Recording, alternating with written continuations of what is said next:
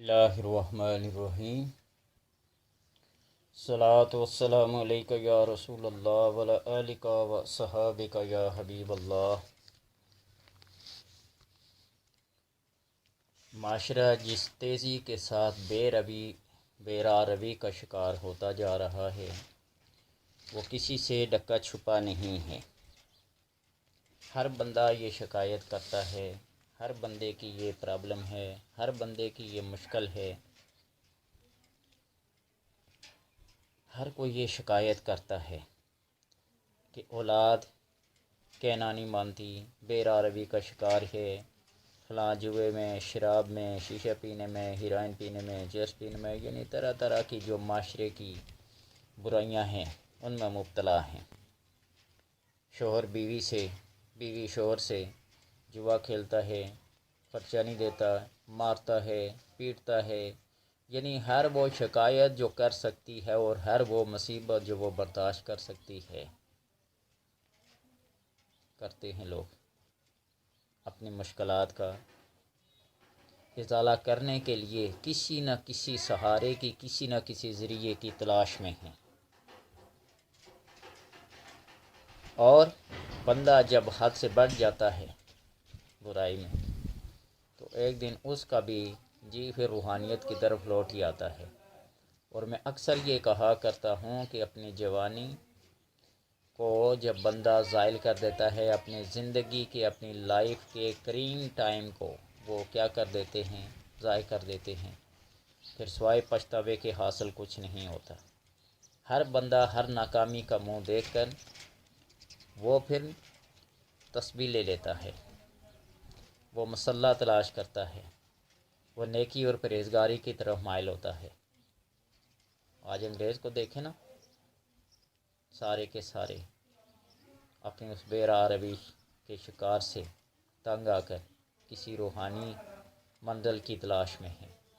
تو بہرحال جو بندہ بھی ایسی برائی میں، ماں باپ اپنی اولاد کی وجہ سے، شوہر اپنی بیوی کی وجہ سے، بیوی اپنے شوہر کی وجہ سے، کسی بھی وجہ سے وہ حالات سے تنگ ہوں، عورتیں اکثر شکایت کرتی ہیں میرا شوہر خاوند خرچہ نہیں دیتا، شراب پیتا ہے، جوا کھیلتا ہے، ناجائز عورتوں کے ساتھ تعلق ہے، فلاں ہے فلاں ہے، ہر طرح کی وہ شکایت کرتی ہیں۔ تو سب سے پہلی بات یہ ہے کہ قرآن پاک کی سورہ فاتحہ جو ہے ہر مشکل، ہر پریشانی، ہر بیماری کا علاج ہے۔ میرے بتائے ہوئے طریقہ کار کے مطابق کر لیں، سورہ فاتحہ کو لکھیں بغیر نقطوں کے۔ اور آپ یہ بات سن کر بڑے حیران ہوں گے کہ بغیر نقطوں کے، بغیر زبر زیر کے کیسے لکھیں؟ تو یہ بات ذہن میں رکھنا کہ حجاج بن یوسف کے دور تک قرآن پاک کے اوپر اعراب نہیں تھے، نقطے نہیں تھے، وہ ان کی زبان ہیں، اہل زبان جانتے ہیں کہ کیسے اس لفظ کو پڑھنا ہے، کیسے ادا کرنا ہے، کہاں نقطے والا لفظ ہے، کہاں بغیر نقطے کے ہے، اس کو موجمہ اور غیر موجمہ کہتے ہیں، نقطے اور غیر نقطے والے حروف کو۔ تو آپ ایسا کریں کہ سورہ فاتحہ کو بسم اللہ الرحمن الرحیم کے ساتھ بغیر نقطوں کے الحمدللہ سے لے کر الضالین آمین، اور یہ کوشش کرنے کہ لکھائی کے دوران میں بھولے سے بھی نہ زبر ڈالے نہ نقطہ ڈالے، بڑی توجہ کے ساتھ، بڑی گہرائی کے ساتھ اس کو لکھ لیں، اور کسی تازہ پانی میں، عرق گلاب ہو، زمزم کا پانی ہو، کنویں کا پانی ہو، بارش کا پانی ہو، لیکن تازہ پانی ہو، بے شک نلکے سے ہی پانی، کولر میں یا کسی گڑھے سے رکھا ہوا پاس ہی پانی نہیں لینا ہے، ٹھیک ہے؟ تازہ پانی میں اس کو گھول کے پلا دیا کریں، ایک دفعہ لکھ لیں، بوتل میں ڈال لیں، کسی برتن میں ڈال لیں، اور زبان کے ساتھ بھی اس کو پڑھ لیں، 7 دفعہ دم کر کے رکھ لیں، کھانے پینے کی ہر چیز میں اس کو ملا کے دیں، تو پھر اس کا آپ روزانہ مشاہدہ کرتے جائیں، جو برائی اس کے اندر ہے اس کا روزانہ مشاہدہ کرتے جائیں۔ اگر یہ نہیں کر سکتے، آپ سمجھتے ہیں کہ کہیں دور ہے، پردیس میں ہے، پلانے کھلانے میں اس کو شک پڑ جائے گا، یہ ہوگا وہ ہوگا، اور خون خرابہ ہوگا، اور جناب برائیاں جنم لیں گی، تو پھر ایک اور طریقہ ہے، آپ سورہ یاسین کا سہارا لیں، سورہ یاسین کا سہارا لیں۔ سورہ یاسین کو اس طرح کہ آپ 7 مٹی کے ڈیلے لے لیں، پاکیزہ کی کسی چوٹی سے، کسی ٹیکری سے، کسی قبرستان کے ایریے سے آپ 7 مٹی کے ڈیلے لے لیں چھوٹے چھوٹے، اور کسی پرانی قبر کے پاس جا کے بیٹھیں۔ قبرستان جانا ممنوع نہیں ہے، وہاں فاتح خوانی کے لیے روحانی لوگ ہمیشہ قبرستان کا رخ کرتے ہیں، اور جو فیض ان کو قبروں سے ملتا ہے وہ کہیں اور سے نہیں ملتا، یہ بات میری یاد رکھنا۔ بے شک طرح طرح کے فتوے لگاؤ، جو مرضی لگاؤ،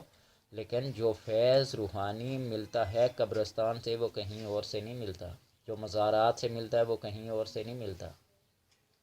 ٹھیک ہے، میری ویڈیو کو بے شک آپ ڈس لائک کر دیں، مجھے کوئی اس سے فرق نہیں پڑے گا، لیکن جو حق بات ہے، جو سچ بات ہے، وہ میں بتا رہا ہوں کہ قبرستان کا رخ کریں، وہاں اہل قبور کو کوئی کلام پڑھ کر ان کو ثواب پہنچے اور ان کی مغفرت کی دعا کریں۔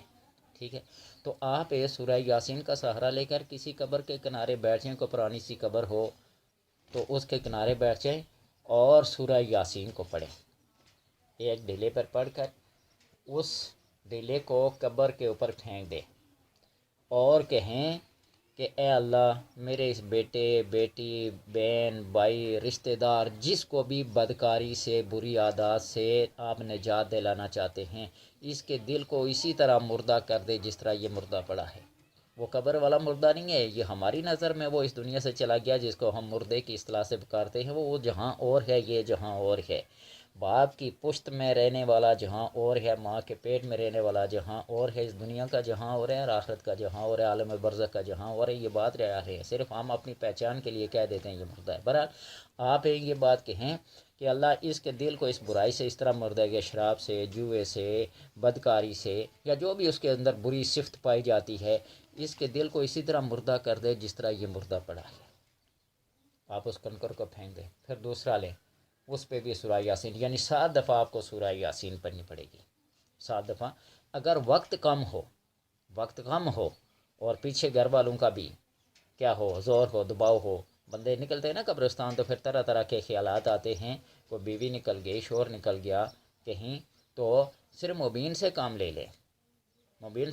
پہلی مبین پہ پڑھ کر پھونک مار دیں، پھر دوسری پہ، پھر تیسری پہ، اسی طرح وہ 7 لے لے آپ نے، لیکن سورہ یاسین اگر پوری پڑھ لیں تو بہت جلد اثر ہوگا۔ تو 7ویں دفعہ پڑھ کر دعا کر کے اس کی رہنمائی کے لیے، اس کی ہدایت کے لیے، اس کی اچھی زندگی کے لیے، اس کے برائٹ فیچر کے لیے، اس کے روشن مستقبل کے لیے آپ دعا کر کے آئیں، اور یہ طریقہ، یہ عمل آپ کو ایسا لگے گا کہ جس طرح اس نے بہانہ کیا ہوا تھا، وہ تو تھا ہی نہیں اس قسم کا، اس نے تو کبھی بولے سے نہ جوئے کا نام سنا ہے، نہ شراب کا سنا ہے، نہ زنا کا نام سنا ہے، نہ بدکاری کا نام سنا ہے، نہ آوارہ لوگوں کے ساتھ چلنا پھرنا اس نے سیکھا ہے، وہ ایسے راہ راست پہ آ جائے گا۔ ہاں، یہ بالکل حق اور سچ بات ہے۔ اس سے بھی آسان عمل بتا رہا ہوں، اس سے بھی آسان عمل، کئی دفعہ میں نے پہلے ہی بتایا ہے، اگر یہ سب کچھ نہیں کر سکتے، نہ اس کو کھلا پلا سکتے ہیں، نہ قبرستان جا کر یہ سورہ یاسین پڑھ سکتے ہیں، اور سورہ یاسین ایک دفعہ ہی پڑھنا 10-15 منٹ تو مانگتا ہے نا، تو آپ کا گھنٹہ ڈیڑھ لگے گا 7 دفعہ سورہ یاسین پڑھنے میں۔ وہ سپیڈ والی میری عادت نہیں ہے کہ وہ طوطی قرات میں پڑھ کے، میرے انداز سے جو پڑھنا ہوتا ہے نا، وہ تقریباً 10 سے 15 منٹ سورہ یاسین پڑھنے میں لگتے ہیں، تو کچھ بھی نہیں تو گھنٹہ ڈیڑھ تو 7 دفعہ پڑھنے میں لگے گا۔ تو پھر آپ ایسا کریں کہ گھر کے اندر ہی تسبیح لے لیں، اور تسبیح کے اوپر شمار کر کے، گنتی کر کے، بالکل توجہ اور دھیان کے ساتھ پورا 100 بار، جس کو ایک تسبیح کہتے ہیں، 100 بار آپ بیت الخلاء، واش روم جانے کی جو دعا ہے نا، لوگ پڑھتے ہیں یا نہیں پڑھتے مجھے اس سے غرض نہیں ہے، پڑھیں تو بہت اچھی بات ہے، نہ پڑھیں تو میں ان کو بتا رہا ہوں کہ اس دعا کو اگر آپ نے اپنا لیا تو گھر میں رونق آئے گی، گھر میں برکت آئے گی، گھر سے بے برکتیاں ختم ہوگی، جنات آسے وغیرہ کے سائے ختم ہو جائیں گے۔ اللہم انی اعوذ بک من الخبث والخبائث، بس چند لفظ ہیں، अल्लाहुम्मा इन्नी औज़ु बिका मिनल खुब्सि वल खबाइस, अल्लाहुम्मा इन्नी औज़ु बिका मिनल खुब्सि वल खबाइस। ये जिस बहन भाई माँ बाप जो भी बंदा परेशान है औलाद की वजह से, माँ बाप परेशान है, माँ बाप औलाद की, औलाद माँ बाप की वजह से परेशान है, बहन भाई जो भी इनके अंदर इख्तलाफात, नफ़रतें, अदावतें, शिकावतें, बदबख्तियाँ पाई जाती हैं, वो सारी अक़ीदत और मोहब्बत में तब्दील हो जाएंगी। और पढ़ के फूंक मार दिया करें या किसी खाने पीने की चीज़ पे दम करके रख दिया करें, जिस तरह कूलर में पानी पड़ता है सब उससे पीते हैं। और घर के अंदर खाना पकता है, सालन पकता है, रोटी पकती है, जो भी उसके अंदर डाल लिया करें, तो आप देखें इसकी बरक़ात देखें, इसकी बरक़ात देखें। हर बुराई और हर बदकारी से इससे नजात मिल जाती है इस अमल से। 3 अमल बताएं। सूरह फातिहा को बगैर नुक्तों के लेकर बोल कर पढ़ाएं। यह अगर प्लाने खिलाने में परेशानी हो, कहीं दूर है बंदा, परदेश में है या कोई और वजह है, तो आप फिर सूरह यासीन का सारा लें, 7 डीले ले लें, कब्र के किनारे बैठ कर सूरह यासीन को एक दफ़ा पढ़ कर फूंक मार के उसके ऊपर फेंक दें, या अल्लाह इसके दिल को ऐसे मुर्दा कर दे इस बुराई से, जो उसके अंदर बुराई पाई जाती है उसका नाम लेना है। और जिस तरह इस कब्र वाले मुर्दे का हाल है, इसी तरह इसके दिल को मुर्दा कर दे। 7 दफ़ा पढ़नी, अगर 7 दफ़ा ना पढ़े तो 7 मुबीने कम अज़ कम एक दफ़ा सूरह यासीन पढ़ कर ये 7 डीले वहाँ फेंके। और अगर ये अमल भी नहीं कर सकते, किसी वजह से परेशानी से, बारिश है, धूप है या दूर है या किसी वजह से, तो फिर अब वाशरूम जाने की दुआ को अपना लें। अल्लाहुम्मा इन्नी औज़ु बिका मिनल खुब्सि वल खबाइस, आप इस चीज़ को अपना लें और हैरत अंगेज़ तौर पर आपको फ़ायदा हुआ, हैरत अंगेज़ तौर पर फ़ायदा होगा। और फ़ायदा मिलने पर इस फ़कीर को अपनी दुआओं में याद रखना, अपने बुज़ुर्गों को, अपने वालिदैन को, और जो पीठ पीछे किसी मुसलमान मोमन के लिए दुआ की जाती है, अल्लाह तबारक तआला उस दुआ को कभी रद्द नहीं करता। मैं अपनी हर वीडियो में ये कहता हूँ कि इंसानियत की खिदमत करना सीखो, इंसानियत की, उसका तल्लुक़ किसी भी मज़हब से हो, उसको राय रास्त पे लाने की कोशिश करो। अपने बुग़्ज़, हसद, अदावत, कीना और जितनी भी रज़ाइल खसीसा हैं उनको छोड़कर खसाइल हसना, अच्छे अखलाक सीखने की, अमल करने की कोशिश करें। अल्लाह तबारक व तआला एक न एक दिन ज़रूर इसके अंदर तासीर डाला है। और एक बंदा अपनी रूटीन बना लेना, अपनी रूटीन बना ले। जो दोस्तों यारों में जाकर आवारा में बैठता है 1 घंटा 2 घंटे, वो किसी अल्लाह वाले की महफिल में सिर्फ 1 मिनट बैठे, 1 मिनट बैठे। और मौलाना रूम ने लिखा है ना, किसी अल्लाह वाले की महफिल में 1 मिनट बैठना 100 साल की इबादत बेरिया से, रियाकारी की गरज से जो नीयत वो इबादत होती है ना, 100 साल की बेरिया इबादत से बेहतर है 1 मिनट अल्लाह वाले की महफिल में बैठना। तो लिहाजा आपसे मेरी गुजारिश है कि अल्लाह के लिए इन बदकारियों से, इस माशरे की बेरारबियों से जान छुड़ाने के लिए कलाम मुक़द्दस का सहारा लें और अपनी ज़िंदगी को आसूदा बनाएँ।